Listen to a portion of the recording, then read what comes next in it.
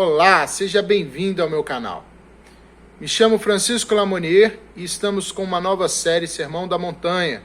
E hoje vamos entender a palavra Macários. O tema de hoje então é Macários, o sorriso bem-aventurado de Deus. Vamos dar continuidade então ao Sermão da Montanha, Mateus 5, versículo 3, que diz: Bem-aventurados os humildes de espírito, porque deles é o reino dos céus. Veja, Jesus então inicia a sua fala para os seus ouvintes. Mas quem eram os seus ouvintes? Isso, judeus. Perceba algo importante aqui.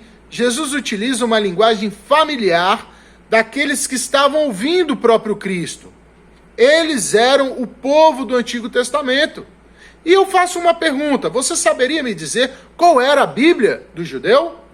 Isso, o Antigo Testamento, a Torá. Então Cristo não diz coisas novas. O Sermão da Montanha não é sobre coisas novas, mas Jesus está cumprindo o Antigo Testamento. Cristo trabalha com os dois testamentos.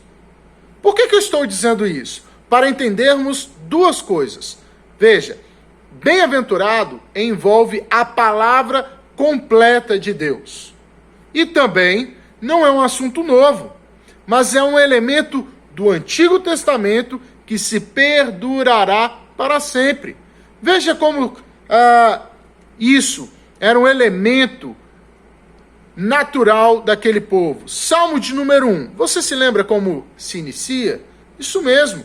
Bem-aventurado o homem que não anda no conselho dos ímpios, não se detém no caminho dos pecadores, nem se assenta na roda dos escarnecedores. Antes, o seu prazer está na lei do Senhor, e na sua lei medita de dia e de noite. Veja como era familiar a ideia dos bem-aventurados. Veja o Salmo 32, olha o que Davi vai nos dizer. Bem-aventurado aquele cuja iniquidade é perdoada, cujo pecado é coberto. Bem-aventurado o homem a quem o Senhor não atribui iniquidade, em cujo espírito não há dolo. Uma bem-aventurança é certamente linguagem familiar aos leitores do Antigo Testamento. Mas o que significa isso? O que significa ser bem-aventurado? Quem era o bem-aventurado? Isso é muito importante porque o humilde de espírito, ele é bem-aventurado, como diz Mateus 5,3. Então, um está ligado ao outro. Na verdade, ser humilde de espírito nasce do bem-aventurado. Para melhor entendermos o humilde de espírito, precisamos saber o que é bem-aventurado e quem é ele. Até porque só um bem-aventurado será um humilde de espírito. E um humilde de espírito é aquele que entrará no reino de Deus. Perceba comigo, quando Jesus fala de bem-aventurados, ele está utilizando a palavra Macários. Veja, que de forma bruta podemos traduzir Macários por felicidade ou por bênção. É engraçado porque se pegarmos essa primeira palavra, felicidade, vamos entender que o mundo está correndo atrás da felicidade. Quem não deseja ser feliz? Você é feliz? Você deseja ser feliz? O mundo, por ter perdido a real felicidade, ele continua a buscá-la. Mesmo que para isso ele tenha que deturpar a felicidade.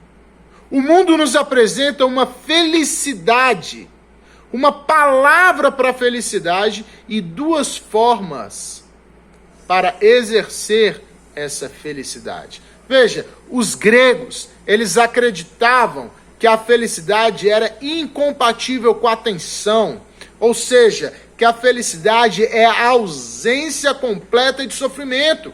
Os gregos tinham uma palavrinha para a felicidade, que não era Macários, era eudaimonia. Eudaimonia, felicidade que não tolera o sofrimento. Essa felicidade grega, ou a felicidade do homem pagão, é aquela na qual ele vive sem provação, sem dores e sem problemas na vida. Ou seja, a felicidade é a ausência completa de tudo aquilo que te faz mal. Então, por muitos anos, os pensadores estudavam e estudaram para elevar a sociedade para um nível que não havia mais dor. O primeiro grupo, então, eles vão propor um exercício para a eudaimonia, que é: se você quer uma vida feliz, não tem expectativa. Eles viram que as pessoas sofriam bastante porque tinham suas expectativas frustradas. Se você quer ser feliz, não crie expectativa. Não espere das coisas, não espere nada da igreja, não espere do seu esposo, dos seus filhos, não espere nada de ninguém. Viva a vida e não espere nela nada de extraordinário, porque a frustração só existe porque você se frustrou com as suas expectativas. Então sofremos com as nossas expectativas, criamos sonhos, buscamos esses sonhos, enquanto ele não acontece, vamos ficando ansiosos. E se esse sonho realmente não acontecer, nos tornaremos os mais infelizes dessa terra. Então, a maneira como esse grupo, chamado de estoicos, encontraram para ser feliz é: não espere ser feliz, então você vai ser feliz. Irmãos, isso está muito próximo de nós. Carlos Drummond de Andrade já dizia: ser feliz sem motivo é a mais autêntica forma de felicidade. Olha, e é engraçado porque aqui, e aí onde você está, ninguém traça um plano de vida com tragédia. Você não planejou algo assim: quando eu nascer, com os 10 anos, vou perder meu braço no moedor de cana, na máquina de moedor de cana. Quando eu tiver 20 anos, vou passar fome e vencer um câncer. E é assim que eu quero ver, no meio das dores. Irmãos, ninguém planeja passar por dores e dificuldades. Todos os nossos planos são maravilhosos. A gente só traça o quê? Planos triunfalistas. Só queremos glória. Com isso, nunca conseguimos imaginar lá na frente uma tribulação, um sofrimento, uma dor. E o mundo está aí, tentando nos ensinar que é isso que é viver, ou que é isso é ter uma vida feliz. Então o mundo vai lhe dizer o seguinte: o seu problema é que você cria muitas expectativas. Diminua as expectativas que você vai diminuir sua frustração. E então você vai ser feliz. É só não buscar a felicidade que você vai ser feliz. Começou a buscar a felicidade, então você perdeu a felicidade. Mas vocês sabem que o estoicismo nunca deu certo. Não é verdade? Porque o estoicismo sempre foi a tentativa de fazer o homem não ter esperança. E o homem não consegue deixar de ter esperança. O homem que vive sem esperança é aquele que encontra uma corda e se pendura nela. Quando as pessoas vivem, elas estão demonstrando o quê? A esperança. O tempo todo. O ato último do desespero é o suicídio. Quando a pessoa não consegue encontrar mais nenhuma esperança, ela então dá cabo de sua vida. Mas nós fomos feitos para viver sob expectativa. Então esse é um grupo. Aparece um outro grupo, os epicuristas, e eles vão dizer justamente o contrário. Esse outro grupo vai dizer: sabe por que você não é feliz? Porque você não dá vazão à sua felicidade. Você se bloqueia muito, você precisa aproveitar mais. Tire esse tirano dentro de você e viva a vida. Vá ser feliz, dê vazão aos seus desejos, não se sacrifique em nome do dever, chega de padrões sociais, chega de sacrifício, vá ser feliz, somente isso. Eles vão dizer para você: prolongue ao máximo o seu prazer. Irmãos, as festas desse grupo aí os epicuristas, os jantares, ao lado tinha uma vala onde eles comiam e bebiam, sentiam prazer, comiam, bebiam, sentiam prazer, chegava no seu limite, vomitavam para voltar e comer e beber. Eles querem que você prolongue o seu prazer. Viva a vida, carpe diem. Viva a vida. Seja feliz. Você precisa ser feliz. Você precisa prolongar ao máximo a sua alegria. Então você vai ser feliz. Se solte, dê vazão à sua felicidade. Porque essa vida aqui, ela é pura dor. A vida é puro sofrimento. Então você precisa fazer coisas portentosas, gloriosas. Você precisa fazer coisas que lhe deem muito prazer. Tudo isso para você suportar essa vida de sofrimento. Então, se você encontrou algo que te dá prazer, prolongue isso. Abaixe as regras. Não há regras para ser feliz mais. Não há regra para você ser alegre. Faça tudo o que está ao seu alcance. Vá ser feliz. Não existe nessa cultura, então, o dever. É por isso que as pessoas se quebram, casamento se quebra, por isso que filhos se quebram, porque você não tem responsabilidade, você só tem autonomia, a busca de ser feliz. Se para ser feliz você tiver que passar por cima dos outros, faça isso. Tudo isso porque o homem adotou a palavra eudaimonia como felicidade. Ou seja, uma vida feliz tem que ser a ausência de sofrimento. Na verdade, esses dois grupos, eles estão promovendo duas ideias. Quais são? O primeiro grupo que está dizendo, não crie expectativas, ele está falando para você, não confie na palavra de Deus, não crie expectativas para essas promessas, elas não vão se cumprir. Desconfie dessa palavra de Deus. E o segundo grupo está dizendo, não viva para a glória de Deus, seja autônomo, seja o seu Deus, busque a sua felicidade. Seja autônomo. Então o mundo vai promover a felicidade como eudaimonia, ausência de sofrimento. Mas a Bíblia nos dá outra palavra, Macários. Macários. Macários é uma palavra que vai dizer que um injustiçado pode ser feliz. Um pobre pode ser feliz. Alguém que tem problema pode ser feliz. Um doente pode ser feliz. Alguém que está sob provação pode ser feliz ao mesmo tempo. O mundo nunca vai entender isso. O mundo nunca vai entender um bem-aventurado. E veja, se você é de Cristo, se você tem a mente de Cristo, você vai entender que você pode ser feliz mesmo no dia mau. Então, Macários, guarde essa palavra. É a palavra que pode ser traduzida por felicidade, mas também pode ser traduzida por bênção ou abençoado. Ou podemos também aglutinar as duas ideias. Macários é uma felicidade abençoada que decorre da palavra de Deus. Veja, abençoado significa então ser aprovado. Ou seja, se eu e você somos aprovados, tem uma questão de genuinidade, somos genuínos, então Deus está nos aprovando, ou quando nós abençoamos a Deus, estamos dizendo o seguinte, estamos aprovando Deus como nosso Deus, esse é o Deus genuíno. Por isso que nós louvamos a Deus, estamos dizendo ao Senhor, nós nos submetemos ao Senhor, porque o Senhor é o Deus genuíno, é o Deus verdadeiro. Isso significa, então, abençoado, aprovação. Nós aceitamos o Senhor como Deus. E veja, Deus quando nos abençoa, Ele também está nos aprovando. Mas tem uma questão de aliança, é uma questão de aproximação. Então a nossa felicidade nasce no relacionamento com Deus. A felicidade de Deus transborda pela palavra, nos levando à satisfação da sua glória.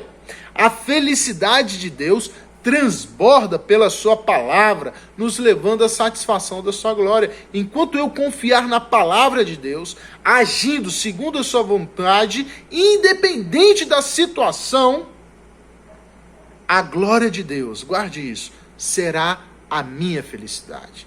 Isso só acontece se Deus tiver me aprovado. Ou seja, se Deus tiver me abençoado. Ou como estamos vendo aos domingos com Abacuque, se Deus tiver me justificado. Porque agora eu carrego não mais a minha vontade, mas a vontade de Cristo. Não a minha justiça, mas a justiça de Cristo. Então, fique com essa ideia aqui. Porque eu quero que você entenda agora a estrutura do texto, como Cristo colocou aí. Ok? Como vimos quarta-feira passada, o bem-aventurado é o verdadeiro caráter do cristão. É aquilo que nos tornamos enquanto andamos com Deus. Bem-aventurados. Então, enquanto você anda com Deus, você vai se tornando bem-aventurado. Você vai desfrutando do Macários. Até porque o reino dos céus são das pessoas que são bem-aventuradas. Ok? Agora veja comigo essa estrutura, como ela é interessante. Perceba que o verso 3 e o verso 10 nos prometem a mesma recompensa. Veja aí. O verso 3, bem-aventurados os humildes de espírito, porque deles é o reino dos céus. Agora vai lá no verso 10. Bem-aventurados os perseguidos por causa da justiça, porque deles é o reino dos céus. Jesus começa e termina com a mesma expressão, porque deles é o reino dos céus. Isso quer dizer que ele está utilizando um recurso para chamar a minha e a sua atenção. É um recurso ali judaico. O nome desse recurso chama-se inclusio. Isso seria como se fosse um parênteses, uma aspas, um grifo, uma moldura que limita o assunto. Ou seja, tudo que você precisa saber sobre bem-aventurado e como chegar ao céu está aqui nos versos 3 e 10. Agora, uma pergunta. De onde vêm as bênçãos prometidas do verso 3 a 10? Como, por exemplo, ser manso, chorar, ser humilde. Das bem-aventuranças. Os homens, os bem-aventurados, eram aqueles que se arrependiam, né? Eles eram aqueles que se arrependiam, eles não viviam mais para si, eles não eram autônomos, mas viviam, tinham a sua vida para Deus, confiando na sua palavra. Ou seja, eles confiavam na palavra de Deus, sua expectativa estava em Deus, e também buscavam não a sua glória, mas a glória de Deus.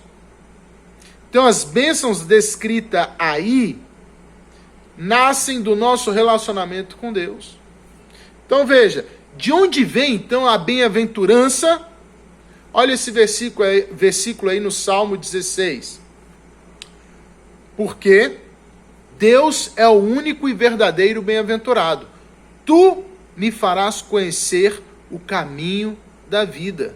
Na tua presença a plenitude de alegria. À tua direita há eterno prazer.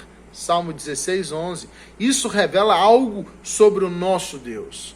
Ele tem plenitude, deleite e alegria eternamente infinitos em si. Todos esses elementos sendo completamente harmônicos. Isso quer dizer que o nosso Deus é completamente autossuficiente. Ele não precisa nada que esteja fora dele. E veja, Paulo vai dizer que o nosso Deus é o Deus Macários. Em 1 Timóteo 1, versículo 11, vai dizer, segundo o evangelho da glória do Deus bendito, ou seja, do Deus Macários, do qual fui encarregado. Então eu ouso a dizer que felicidade de Deus é estar na... Aliás, eu ouso a dizer que a felicidade de Deus está na relação trinitária. Se Deus não fosse trino, seu amor a si mesmo o tornaria infeliz. Veja, um pastor chamado John Owen vai dizer, a bem-aventurança de Deus consiste na inefável essência das três santas pessoas de mesma natureza, com os atos imanentes recíprocos do Pai e do Filho no eterno amor e satisfação do Espírito. Um outro pastor, Mark Jones, completa: a bem-aventurança de Deus envolve a alegria eterna e infinita por sua essência. O Pai, o Filho e o Espírito compartilham um amor pessoal entre si, um amor bem-aventurado. Então veja, saber que Deus é eternamente feliz e completamente feliz deveria nos fazer felizes. E por que não somos felizes? Aí entra o grande problema. Quando Deus criou o mundo, Ele criou todas as coisas boas, e assim, bem-aventuradas. Adão desfrutou de sua felicidade enquanto se relacionava com Deus e agia segundo a sua palavra ali no jardim. Ele era feliz em agir conforme Deus queria, e enquanto o seu relacionamento ia bem com o Pai. Ele descobriu também que o ato de Deus tê-lo criado fora algo bom. Mas veja, o pecado destruiu essa bem-aventurança, quebrou o relacionamento Deus-homem e a miséria entrou no mundo. O homem não confiou que desobedecer a Deus, ou seja, desobedecer a palavra, poderia matá-lo e assim fazer com que ele vivesse na miséria. E veja, Adão, além de não confiar na palavra de Deus, não criar expectativa na palavra de Deus, não sonhar com a palavra de Deus, ele também buscou sua autonomia, sua justiça própria. Ele quis se tornar Deus, viver para a sua própria glória. Aí temos o princípio de felicidade no mundo. Ou seja, o mundo vai dizer: não confie em Deus, não crie expectativas na Bíblia e viva para o seu alto prazer, viva para se auto-satisfazer. Os epicuristas e os estoicos. Agora, Deus enviou o seu Filho para lidar com o pecado e com essa miséria, com o único propósito: restaurar a relação divina-humana. Deus nos torna como Ele no estado de bem-aventurança, de felicidade, contentamento, mas em Cristo. Então, como eu posso entender a relação da nossa bem-aventurança com a bem-aventurança de Deus? Como eu posso entender isso? Só olhando para Cristo. Temos que olhar para Cristo, porque Cristo foi o homem bem-aventurado perfeitamente. Será que realmente Cristo foi feliz todos os dias da sua vida?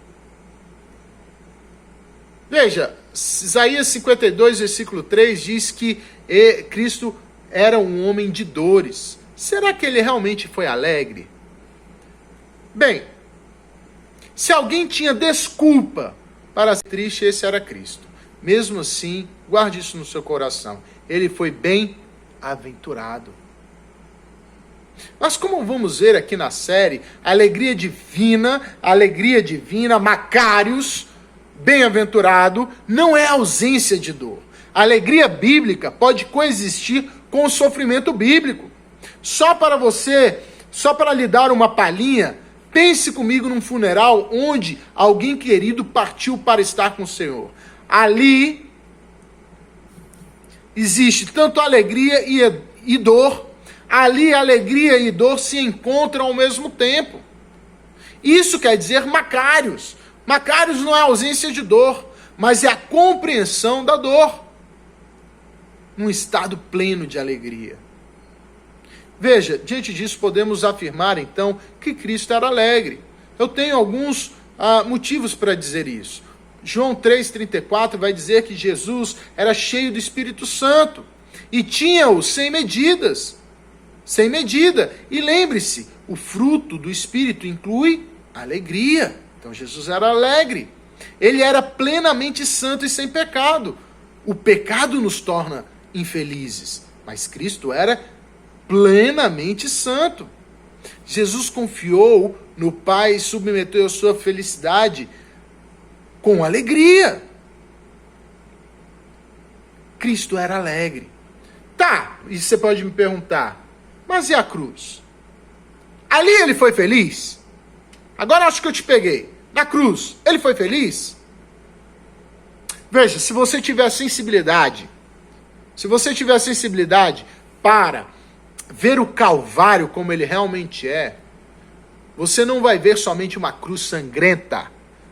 Você não vai ver uma cruz jorrando sangue, com Jesus dizendo ali, Deus meu, por que me abandonaste? Mas você vai ver ali também o sorriso de Deus. Você ali vai ver a alegria do Pai e a alegria do Filho.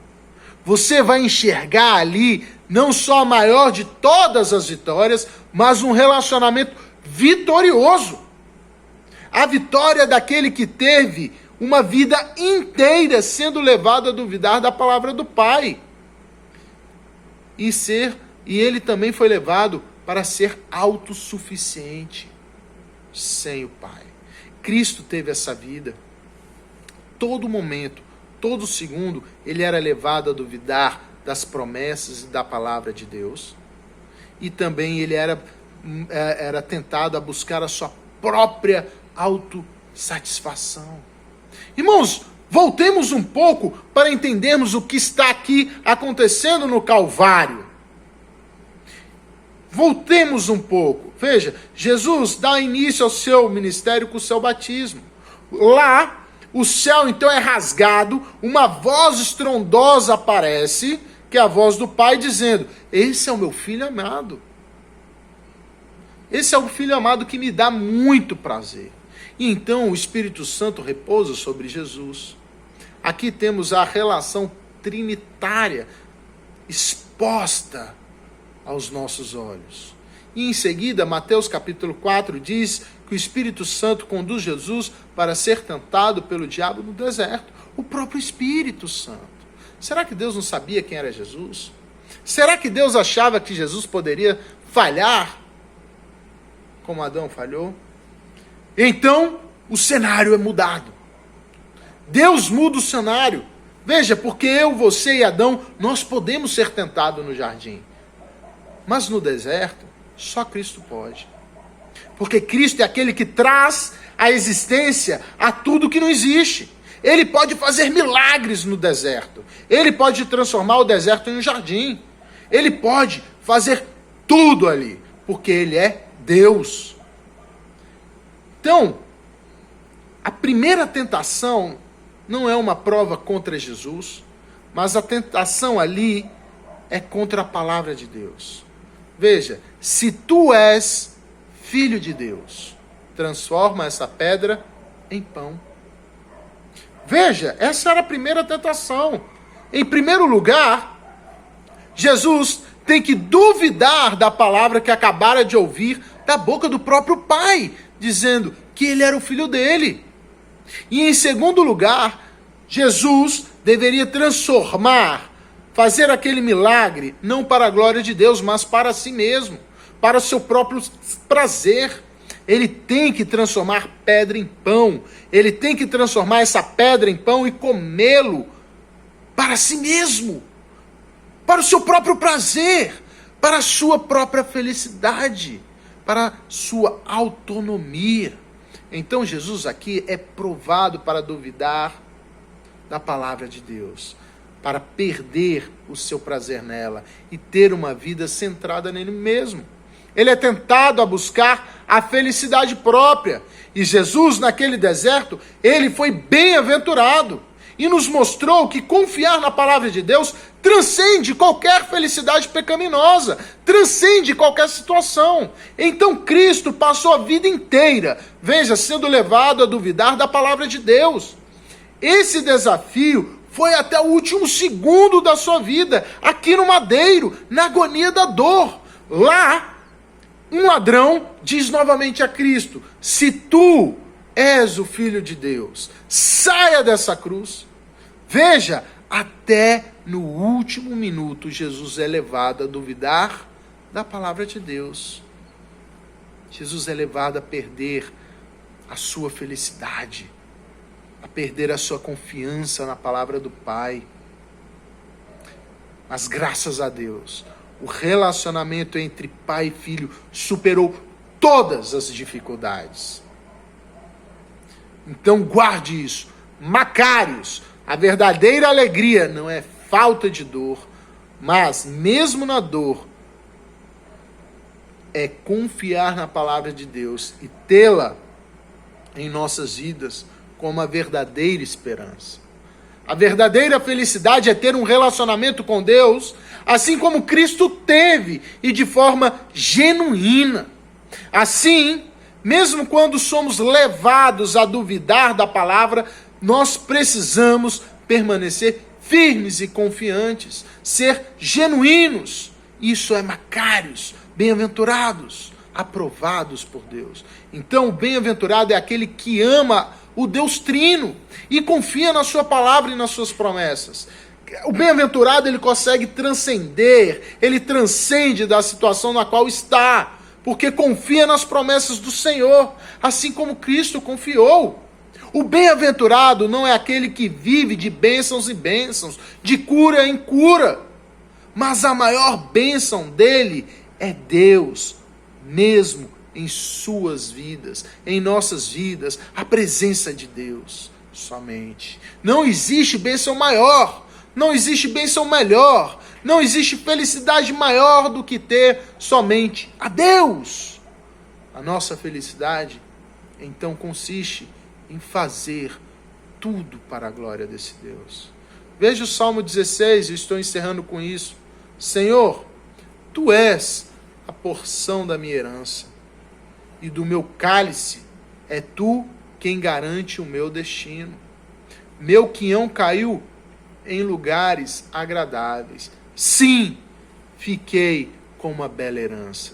Perceba, a presença do Senhor é a herança do salmista.